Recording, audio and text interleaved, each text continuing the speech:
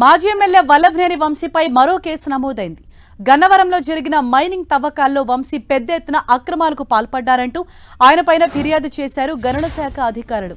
మొత్తం 58 పేజీలతో గన్నవరం పోలీసులకు ఫిర్యాదు చేశారు గనుల శాఖ అధికారులు.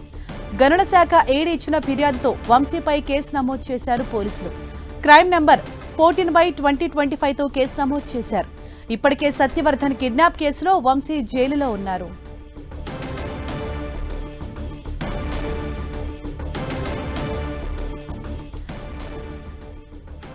వల్లభనేని వంశీపై మరో కేసు నమోదైంది. గనుల శాఖ ఆయనపైన మరో కేసు నమోదు చేశారు. క్రైమ్ నెంబర్ 14/2025తో ఆయనపైన పోలీసులు కేసు నమోదు చేశారు. దీంతో ఇప్పటికే ఆయన ఆల్రెడీ వల్లభనేని వంశీ జైల్లో ఉన్నారు. ఇప్పుడు తాజాగా గనుల శాఖ ఏడీ ఇచ్చిన ఫిర్యాదుతో మరో కేసు కూడా ఆయనపైన ఫైల్ అయింది. మైనింగ్ అక్రమాలపైన గన్నవరంలో గతంలో జరిగిన మైనింగ్ అక్రమాలపై గనుల శాఖ అధికారులు ఆయనపైన ఫిర్యాదు చేశారు.